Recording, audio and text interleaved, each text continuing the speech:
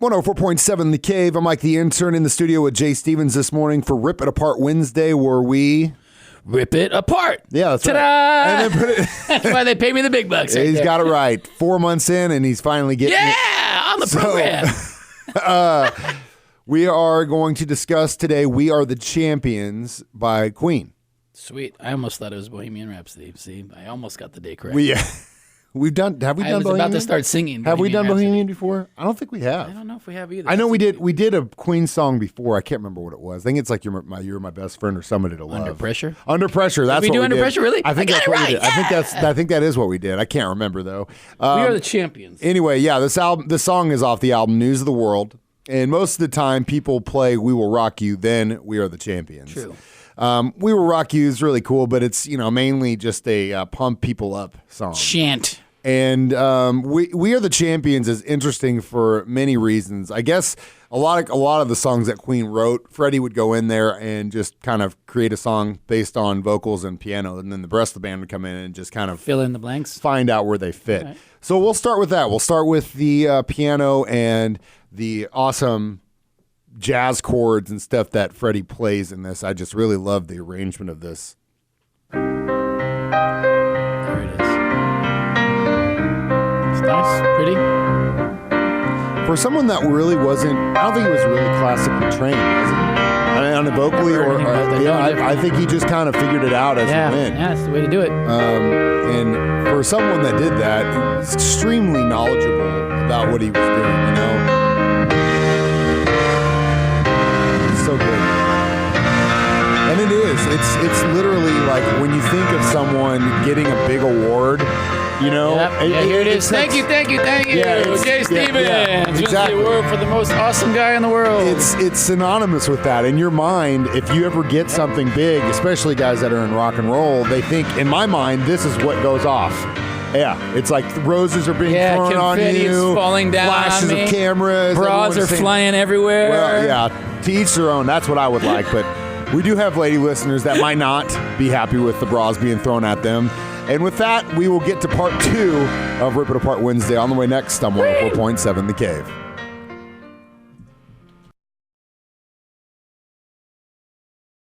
.7 The Cave. Mike the Intern, Jay Stevens in the studio today. Rip It Apart Wednesday. The subject, We Are the Champions from Queen. Beautiful victory song. Now, Freddie Mercury said that this song was built on audience response, and Brian May said that we wanted to get the crowds waving and singing. It's very unifying and positive, and I think that's kind of where Freddie was coming, at least from, We Will Rock You, We Are the Champions, especially on that record. Yeah, putting them together. It's definitely got that flow. Whereas if you were writing this song, you could totally, okay, man, this is going to do it. This is going to get them swaying, singing along. Yeah, it's like Kiss Rock and Roll All Night. Yeah. They wanted a song like that, and that's exactly what they got. It's going down. Now, with that being said, the songs usually go back to back in album order, and We're the Champions and We Will Rock You is the B-side. Now, I picked this up, I believe, on cassette 91, 92. Is right around the time Wayne's World came out and the whole Bohemian Rhapsody thing came out. So I was like 10 years old, I think. You refound it. And I wasn't really into Queen growing up. I mean, I was a big Pink Floyd guy. I was into Metallica really young and stuff. And then as I got older, I started to kind of branch out. And thanks to Wayne's World and hearing Bohemian Rhapsody and kind of understanding it, that was when I went out. And you remember when they used to sell singles on cassette? Oh, yeah. I had this on cassette. One of the first ones I ever bought. With my own money, by the way. Good man. I don't even remember how I got it. Probably some stupid thing that my parents made me do. Anyway, so we were saying... Here's $5. Yeah. Take a hike, kid. I know. We were saying Go pick about up how... rocks. We were saying about how, the band like Roger Taylor and John Dingen kind of just like put stuff in here to just kind of accompany what Freddie was doing on piano. And I always thought that John did a really good job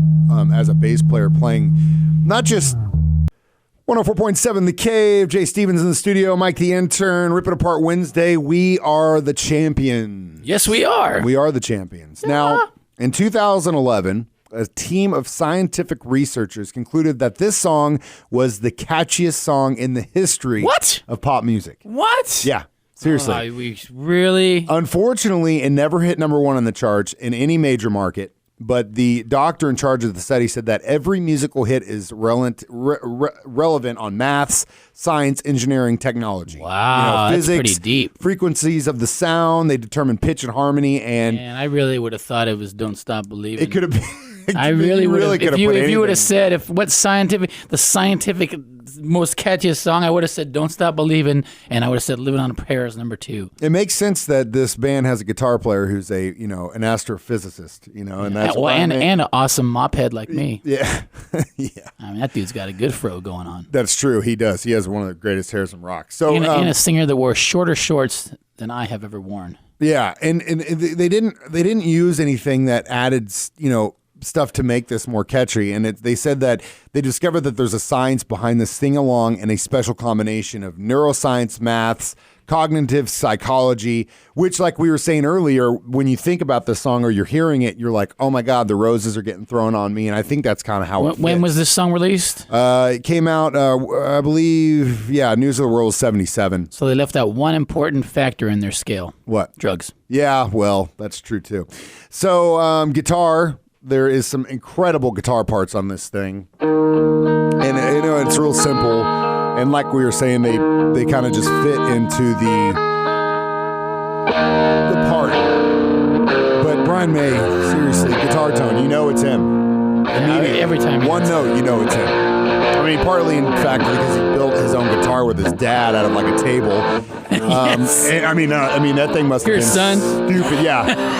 Well, we're not going to buy you a Fender this year. We're not throwing away that coffee table, Grandma's got. Yeah, we're getting a new coffee table. But guess what the old one's going to be? Your new guitar. So let's get to this guitar solo. It's in here somewhere.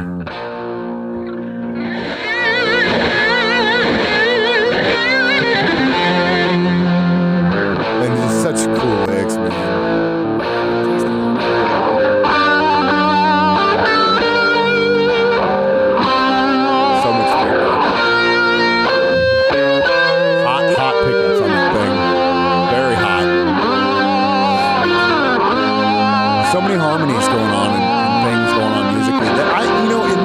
That scientist was saying, I don't know if they were aware of what they were doing, but if they were, these are some smart dudes. I don't think they were aware. They just knew I what just they think liked. they were just musically smart. We'll get to the cherry on top. Of course, the vocals. We Are the Champions on the way next. Rip It Apart Wednesday on 104.7 The Cave. 104.7 The Cave. Jay Stevens in the studio, Mike the Intern. We have reached the end of the road. Most the vocals, important part of the song. Yeah, arguably. Yeah, and We're the Champions is the discussion today. We've played the drums, we played the bass, we played the guitar, we played the piano, but we have yet to do the vocals. We played the cymbals too. We did play the cymbals.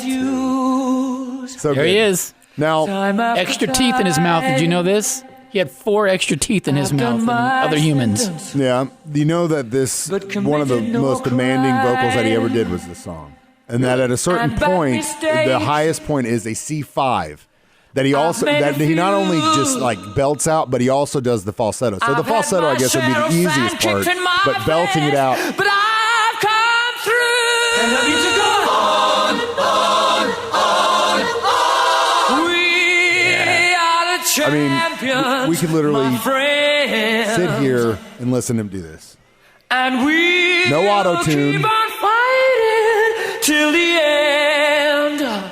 You can hear those hits in your head too. Yeah, the cymbal hits. Yeah, like we were saying, catchiest song ever. If you can memorize, and we were talking about this a couple weeks ago about how sometimes with guitar solos you can sing them note for note. Yeah. You know what I mean? And that's the way or the drum fill, you can sing drum fill. Exactly. That's how I learned songs and solos growing up because I didn't have tablature, all that stuff. I didn't have computers. It was memorize, play it over and over and over again, and sing it, be able to sing it. Yep. And that's kind of why this song I think is so good. Is it is really catchy, very catchy. And he's just incredible vocalist. One of my favorites, if not the best. Fame and fortune and everything that goes with it. I thank you all. Slick. Yeah, so good. Without further ado, it's We Will Rock You. We're the Champions. Last Rip It Apart Wednesday. Yeah, that too. On 104.7 The Cave. So